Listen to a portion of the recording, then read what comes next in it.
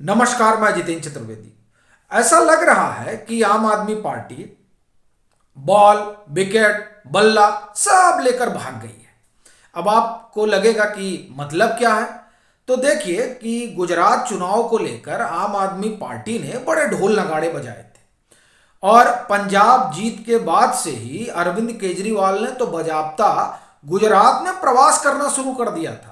और आप ये समझिए कि ये पता ही नहीं चलता था कि कब वो दिल्ली में है कब गुजरात में। मालूम पड़ता था कि नहाना धोना खाना पीना सोना वो सब उसी चार्टर्ड प्लेन में करते थे जिसकी तस्वीर बाद के दिनों में आई थी।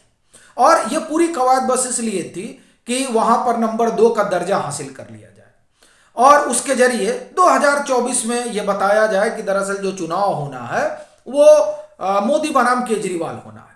इसी के लिए वो गुजरात में खूब पापड़ बेला उन्होंने। और लेकिन अब जिस तरह की चीजें निकल कर आ रही हैं उससे ऐसा लग रहा है कि वो यहां से निकल लिए। और वैसे भी जहां अभी पहले चरण में चुनाव होना है तो उस और वो एक ही तारीख को होना है तो स्वाभाविक तौर से उस इलाके में सरगर्मी दिखनी चाहिए। ये होना चाहिए कि नहीं साहब, आम आदमी पार्टी मौजूद है। पर आप अगर सौराष्ट्र को देखें जहां 1 तारीख को मतदान होगा, मतदाता अपने मताधिकार का प्रयोग करेंगे, वहां पर आम आदमी पार्टी की प्रेजेंस लोगों को चौंका रही है। अब आप मत चौंकिए, इसलिए चौंका रही है चूंकि ऐसा लग रहा है अब कि आम आदमी पार्टी ये समझ गई है कि सौराष्ट्र में उसके लिए कुछ बचा नहीं है। सौराष्ट्र 54 सीटें हैं यहाँ पे।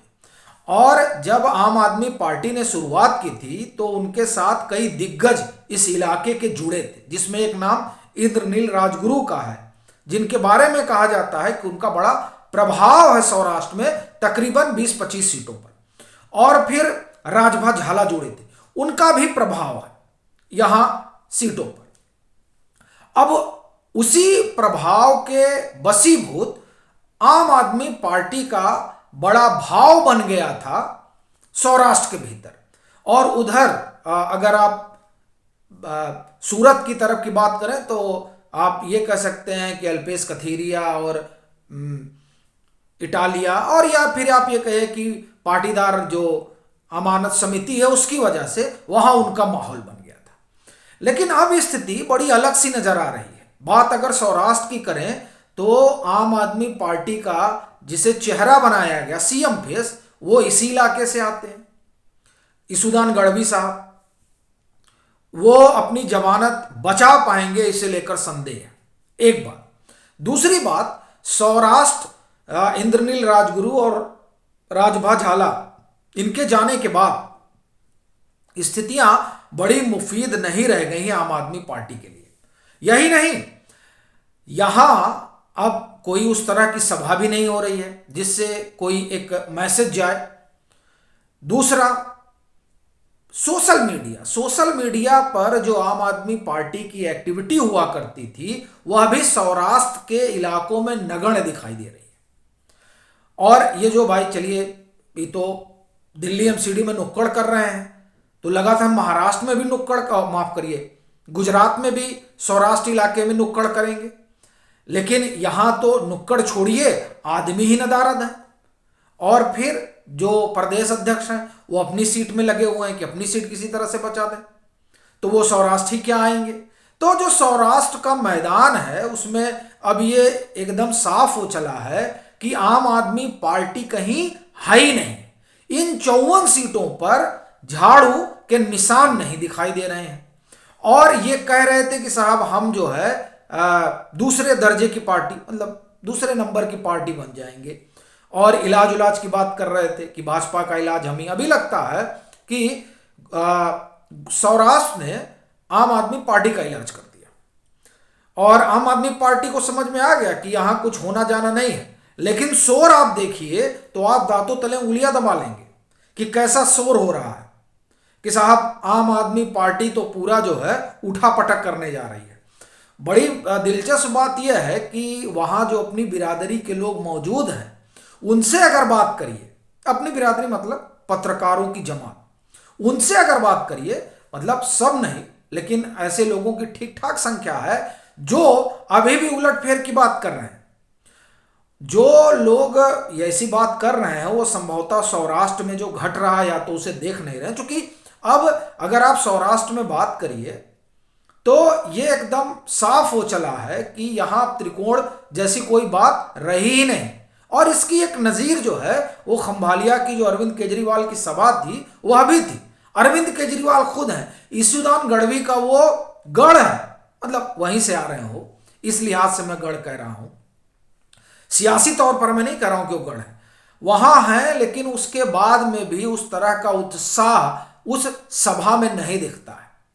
और बड़ी चीज यह है कि वो आपके सीएम फेस हैं और कोई मोबिलाइजेशन सौराष्ट्र में नहीं कर पा रहे हैं, ये भी अपने आप में बड़ी चीज है।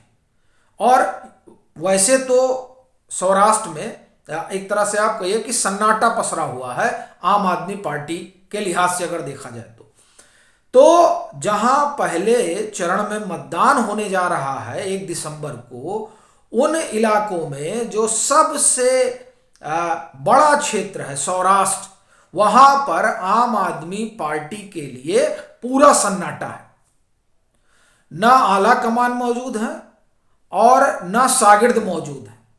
अपनी लड़ाई अपने आप लड़िए।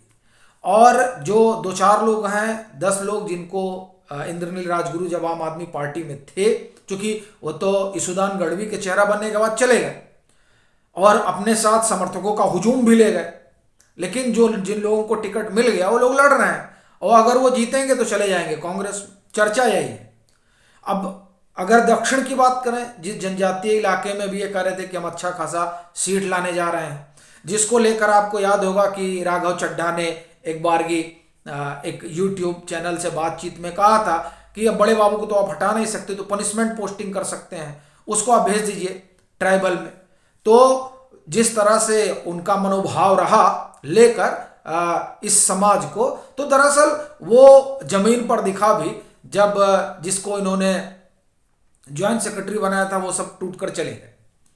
तो जो आम आदमी पार्टी की स्थिति पहले चरण के लिहाज से अगर हम कहें तो आप ये समझिए कि सुपड़ा साफ ही है 89 सीटों पर।